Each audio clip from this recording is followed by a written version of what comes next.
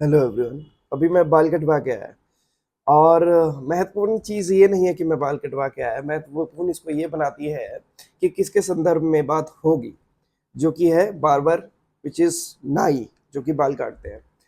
अब कोई भी लड़का बहुत जितने लड़के हैं वो ज़्यादा रिलेट कर पाएँगे इससे। कोई भी लड़का है वो बचपन से ही कोशिश करता है कि एक बार जिस शॉप पे हम गए, विज़िट किया और उसने हमारे अकॉर्डिंग जो हम पे सूट कर रहा है, जो मुझे पर्सनली सूट कर रहा है, उस टाइप का हेयर कट हमें दे दिया। फिर हम जल्दी चेंज नहीं करते हैं, फिर उसी के पास जाते हैं। ये चीज़ हर लड़के पे लागू होती है, ठीक है? और मैं भी उँगलियों पे बता सकता हूँ कि बचपन से लेके मैं क्योंकि मैं इस एरिया में मैंने बहुत टाइम स्पेंड किया है, बचपन से पूरा मेरा इसी एरिया में मैंने स्पेंड किया है, तो मैं ब काउंट काउंट करके बता सकता हूँ कि मैंने 2-3 शॉप से ज़्यादा मैंने चेंज नहीं किया है। आई थिंक एक तो बचपन से लेके मैंने 6-7 तक एक बार्बर के पास में जाता था, उसके बाद फिर मैंने चेंज कर लिया था। उसके बाद अभी तक मैं उस पे जा रहा हूँ, तो वो बचपन से ही उसने मुझे दे उन सब ने मुझे देखा है और इसी में एक डिफरेंट काइंड ऑफ बॉन्डिंग आपकी और उस नाई की बन जाती है। जब भी आप उसके शॉप पे विज़िट करते हो, इतने साल से जानने लगे हो, तो it's a it will give you treatment like कि आप किसी रिलेटिव के घर जा रहे हो, वो बाल काट रहा है एंड उसके जैसे ही आप एंटर करते हो और सडनली वो देखता रहता है, सडनली देखते हैं, आइए भैया, समथिंग लाइक दैट ऐसे ग्रीट करके आपको बैठाएगा, ठीक है? आओ भैया, समथिंग लाइक दिस। तो it's a kind of vibe कि आपको लगता है कि रिलेटिव के घर ही पहुँच गए हैं, ठीक है? और जल्दी चेंज भी नहीं करते, तो बॉन्डिंग बन जाती है। और अननेसेसरीली चेंज क्यों करना? अगर जो जिस टाइप का हेयर कट मुझे चाहिए, उस टाइप का हेयर कट अगर मुझे मिल रहा है, तो फिर क्यों जाना कहीं और पे? क्यों एक्सपेरिमेंट करना? सो ये एक रिलैक्सेशन रहता है लड़कों में, एक श्योरिटी रहती है, एक कम्फर्ट रहता है लड़कों में। तो दोनों अफेक्शनेट हो जाते हैं, ठीक है? दोनों में एक बॉन्डिंग अच्छी खासी बन बन जाती है। दूसरा, मैंने ऑब्ज़र्व किया है कि नाई वगैरह जो है, बार्बर्स जो हैं, इन सब का नेचर बहुत अच्छा होता है। इनकी आमदनी कम होती है और उस कम इनकम में खुश रहना, सबसे घुल-मिल के बात करना, अच्छे से बात करना, चीज़ों को मैनेज करना, फैमिली चलाना, दुनिया भर की चीज़ें हैं। यहाँ आस-पास की बात कर रहा हूँ, मतलब उनको पता है कि कैसे कम पैसे में भी खुश रहा जा सकता है। बड़े-बड़े हाई प्रोफ़ाइल बार्बर की बात नहीं कर रहा हूँ, मिडल क्लास में छोटे-मोटे जो बार्बर शॉप है, उनकी बात कर रहा हूँ। सैलून जो है, उनकी बात कर रहा हूँ कि कैसे वो कम पैसों में भी खुश रहते हैं, सबसे अच्छे से बात करते हैं। तो ये दर्शाता है कि उनकी पर्सनैलिटी कैसी है, वो कितना खुश हैं। क्योंकि पैसों से आप सुकून नहीं खरीद सकते, पैसों से आप एक शांति नहीं खरीद सकते। उनके में वो चीज़ है, वो धैर्य जो है वो उनके में है, उनको पता है कि कैसे कितने अच्छे से लोगों से बात करना है, कैसे बात करना है, तो वो सारी चीज़ें उनको पता होती है, जो कि काफ़ी अच्छी चीज़ है, ये सबको सीखना चाहिए। तो पहला ये कि कैसे एक लड़का अफेक्शनेट हो जाता है, कैसे एक लड़के की बॉन्डिंग बन जाती है एक नाई के साथ। दूसरा कि वो रियलाइज़ करता होगा कि कितना अच्छा नेचर है इनका, कितने अच्छे से बात करता है, ठीक है?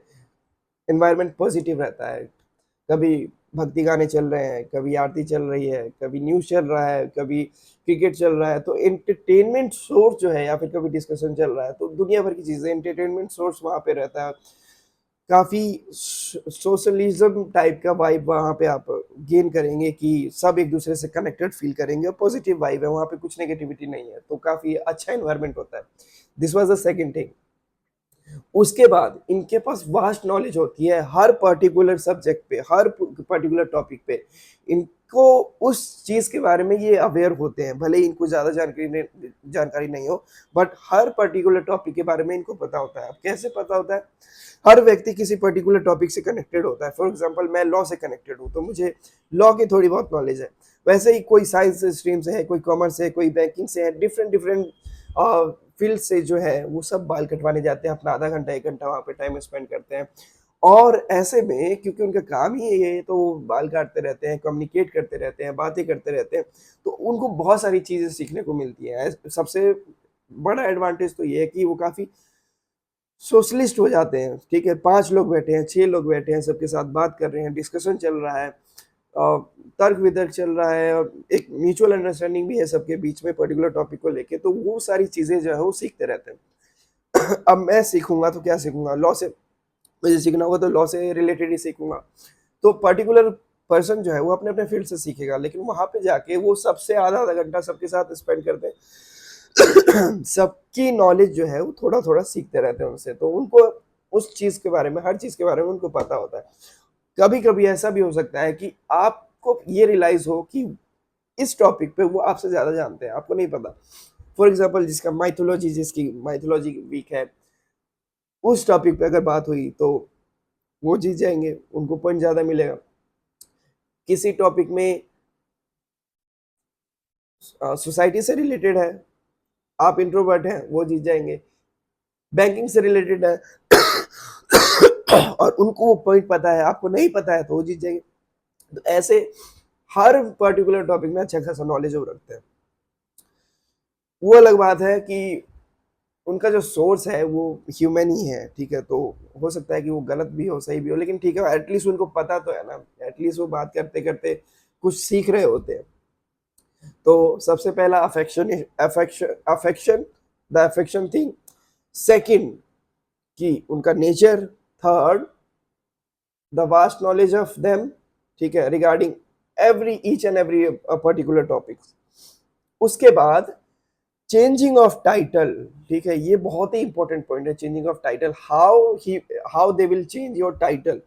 फॉर एग्जाम्पल, मैं जब छोटा था, 6th में था, 7th में था, जब मैं जाया करता था, देन उस टाइम पे वो मुझे बोला करते थे छोटे, ठीक है, कि छोटे यहाँ पे बैठ जा, छोटे, समथिंग लाइक दिस। छोटे इज अ लोकल टर्म यहाँ पे यूज किया जाता है, जिसका मतलब हम निकाल सकते हैं यंग यंग ब्रदर, ठीक है, यंग ब्रदर, या फिर दैट काइंड ऑफ चाइल्ड, और चाइल्ड जिसके लिए हम अफेक्शनेट है, ठीक है, तो ऐसा कोई बच्चा। तो इन सब के लिए हम छोटे टर्म यूज करते हैं। तो जब मैं छोटा था तो मेरे लिए छोटे टर्म यूज करते थे, और मैं क्या बोलता था, भैया बोलता था मैं। उसके बाद मैं थोड़ा बड़ा हुआ तो उन्होंने पता नहीं, खुद एकदम से सडनली उन्होंने भाई बोलना स्टार्ट कर दिया, भाई। मैं अभी भी भैया कह रहा हूँ, मैं पहले भी भैया कहता था, अभी भी भैया कह रहा हूँ, और अब वो मुझे भाई कह रहे हैं। वो जोन भी निकल गया।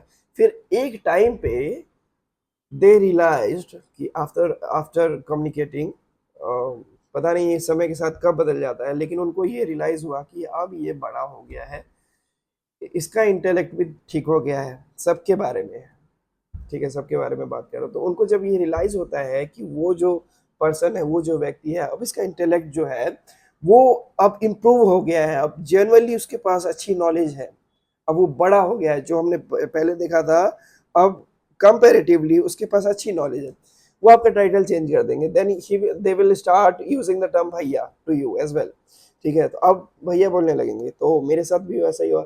और जब स्टार्टिंग में उन्होंने मुझे भैया बोलना स्टार्ट किया, आई वाज थिंकिंग कि कैसे, मतलब अब छोटे था, उसके बाद फिर भाई हुआ, तो आप भैया कह रहे हैं, मतलब it's a kind of achievement कि it's of course it's a kind of achievement कि आपको ये समझ में आएगा कि हाँ, आप में इम्प्रूवमेंट आ रही है, ठीक है।